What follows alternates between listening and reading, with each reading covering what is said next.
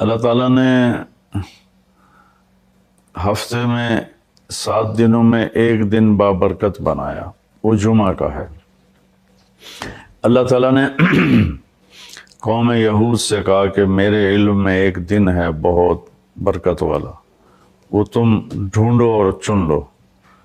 تو انہوں نے خطا کھائی اور ہفتے کا دن چن لیا۔ ہفتے کو یہودی عبادت کرتے ہیں، کام نہیں کرتے۔ پھر اللہ تعالیٰ نے عیسیٰ علیہ السلام کی قوم سے کہا کہ ایک دن میرے بارگاہ میں بہت بابرکت ہے، دعائیں قبول ہوتی ہیں، اسے تم ڈھونڈو۔ ان پہ چھوڑا تو انہوں نے اتوار چن لیا۔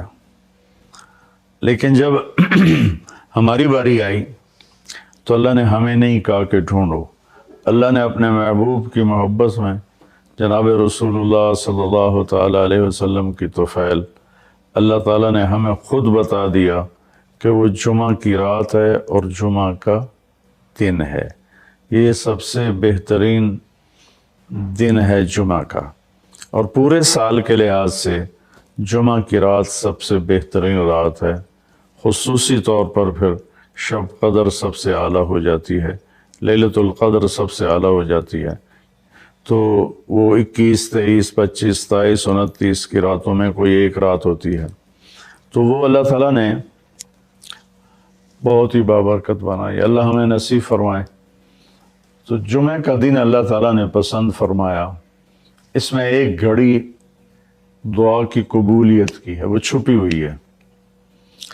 اس گھڑی میں جس خوش نصیب کو ہاتھ اٹھانے کی دولت مل جائے، وہ دعا فوراً قبول ہوتی ہے، وہ سیدھی عرشوں پر جاتی ہے۔ علماء نے اس میں تحقیق کی، ہر ایک نے اپنے اپنے خیال کے مطابق۔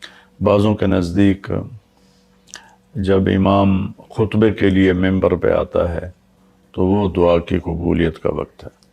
بعضوں کے نزدیک جب دو خطبوں کے درمیان بیٹھتا ہے تو وہ وقت دعا کی قبولیت کا ہے، اور بعضوں کے نزدیک عصر سے مغرب کے درمیان کوئی بھی گھڑی اللہ کی بارگاہ میں دعا کی قبولیت کی ہوتی ہے۔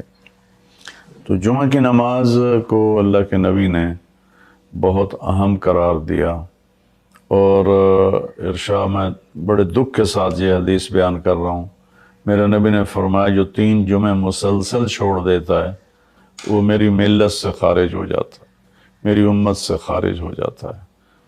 تو میں اپیل کروں گا ان بہن بھائیوں سے جو نماز میں سستی کرتے ہیں، کم از کم جمعہ ضرور پڑھ لیا کریں۔ عورتوں پہ جمعہ فرض نہیں ہے، مردوں پہ فرض ہے۔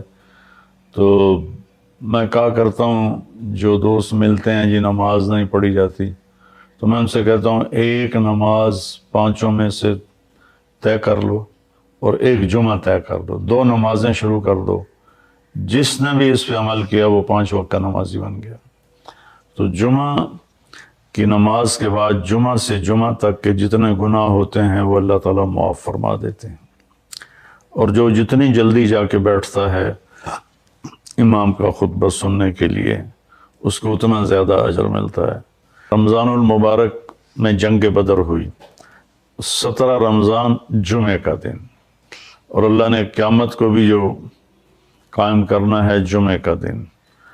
تو ہر دن اللہ کی بارگاہ میں بابرکت ہوتا ہے اگر ہم اس میں اللہ کی مان کے چل رہے ہیں، اور رمضان شریف میں خاص طور پر، اور پھر جمعہ ہو تو خاص طور پر اس میں ہم اپنے عبادت کو بڑھائیں۔ درود شریف جمعے کے دن کا مبارک عمل ہے، کثرت سے درود شریف پڑھنا، اور 300 دفعہ جو درود شریف پڑھ لیتا ہے وہ کثرت میں شمار ہو جاتا ہے، اوپر کی کوئی حد انتہا نہیں ہے۔ تو میرے بہن بھائیوں، میرے عزیزوں، اللہ تعالیٰ نے ہمیں ہر نماز کی بڑی اہمیت بتائی ہے، ہر نماز کی، لیکن خاص طور پر جمعے کی بڑی فضیلت ہے، اور جمعہ بھی رمضان المبارک کا ہو تو اور زیادہ وہ باعث برکت ہے، قابل رحمت ہے۔ تو روزے کا بھی اہتمام ہو اور ساری نمازوں کا اہتمام فرمائیں، کوئی باجماعت پڑھنے کی کوشش کریں، کوئی جماعت سے رہ جائے تو پھر اس کو چھوڑیں نہیں، اسے ضرور پڑھ لیں، کہ نماز کی اللہ تعالیٰ نے جتنی تاکید قرآن میں کی ہے اور کسی کی اتنی تاکید نہیں کی۔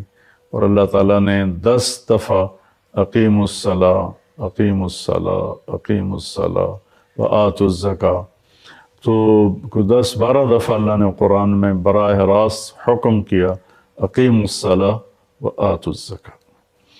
اور ادھر اللہ پاک کی رحمت کے دروازے کھلے ہوئے ہیں، اللہ کا عرش پہلے آسمان پر ہے، جنت کے دروازے کھل چکے ہیں، جہنم کے دروازے بند ہو چکے ہیں۔ اور میرے نبی کا فرمان ہے کہ اگر میری امت کو پتہ چل جائے رمضان کیا ہے تو تمنا کریں گے کہ سارا سال ہی رمضان ہو، اتنی اللہ کی رحمت ہوتی۔ اللہ نے فضل فرمایا، صرف 1 مہینے کے لیے ہمیں اللہ تعالیٰ نے اس کا پابند کیا۔ تو میرے بھائی بہنوں، اس مہینے کو قیمتی بناؤ۔